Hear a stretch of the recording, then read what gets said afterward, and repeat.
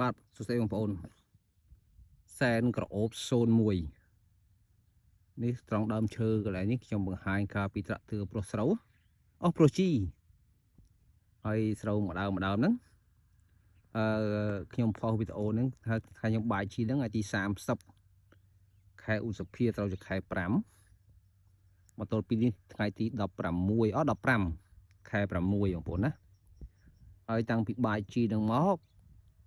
អត់តន់ថែមជីម្ដងទៀតទេក្រោយពីបាយជីហើយបាញ់ជីបំពន់បានតែ2ដងទេពីមុនមកដែលខ្ញុំធ្លាប់ព្រោះក្រាស់អើយវ័យ15ថ្ងៃខ្ញុំបាយជីម្សាហើយដល់វ័យចូលវ័យ1ខែឬក៏1ខែមួយថ្ងៃអញ្ចឹងខ្ញុំបាយជីម្ដងទៀតបាត់ហើយតែដោយហេតុចាប់ខ្ញុំមានការរោគស្រាវជ្រាវរកឃើញនៅរបបកំហើញថ្មីការប្រុសពូជតិចពូជស្ដើងនេះឃើញថាបាយជីម្ដងនេះលើកទី2នេះគឺខ្ញុំអត់បាយទេដោយសារស្រូវវាល្អចឹងហើយបងប្អូនណាល្អឡើងលហកយ៉ាងហើយយើងទៅបាយជីធ្វើអីទៀតនេះពេញនឹងស្រែតែម្ដងបងប្អូននេះឃើញហើយកាលណាយើងបាយជីរួចហើយយើងបើមានទឹករក្សាទឹកតិចក្នុងស្រែតិចកាលណាល្អកាលហ្នឹងគឺបែកគុំល្អ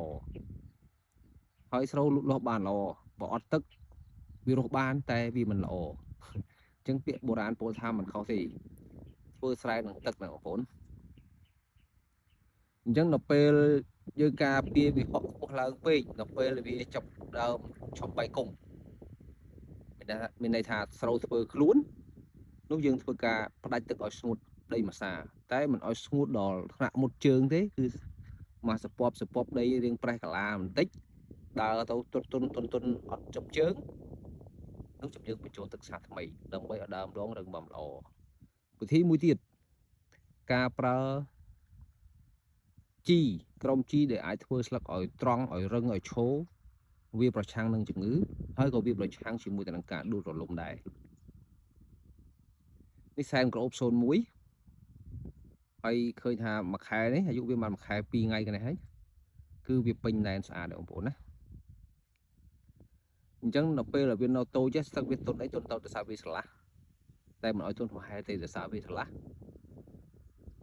វាអត់ងាយចូលជំងឺទេតែចាប់ចូលដល់វ័យវាធ្វើខ្លួនមូលដើមបើស្លឹកនៅតែទុនការដោះដូរសំណើមក្នុងបរិយាកាសមិនបានល្អពិតណាវាងាយប្រឈមទៅនឹងជំងឺវាងាយទៅប្រឈមនឹងសត្វល្អិតវាងាយប្រឈមទៅនឹងការដួលរលំទៅពេលចាប់ដើមហាលការអញ្ចឹងសារធាតុដែលជួយឲ្យស្លឹកត្រង់ហើយឈរឲ្យក្រាស់ហ្នឹង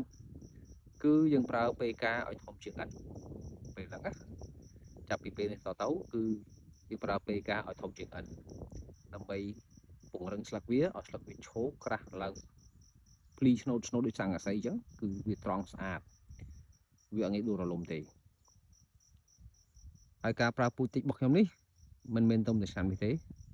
ខ្ញុំធ្វើ3-4ឆ្នាំមកហើយតែការធ្វើស្រែពីមុនមកដល់ពេលនេះរយៈពេល10ឆ្នាំហើយពីមុនមកគឺខ្ញុំចេះតែថាដាក់ក្រាស់គឺបានផលល្អតែពិតមិនមែនអញ្ចឹងទេបងប្អូនណាដាក់ក្រាស់ការចំណាយច្រើនទទួលស្គាល់ការពិតថាអ្នកខ្លះព្រោះខ្លះក៏បានផលច្រើនមែនប៉ុន្តែគិតមិនទាន់ជួបបញ្ហាតែបើគិតជួបបញ្ហាគិតចំណាយខ្ពស់ហើយទិន្នផលធ្លាក់ចុះទៀតធ្វើឲ្យគិតកាន់តែខាតតែបើធ្វើស្រូវស្ដើងបញ្ហាទាប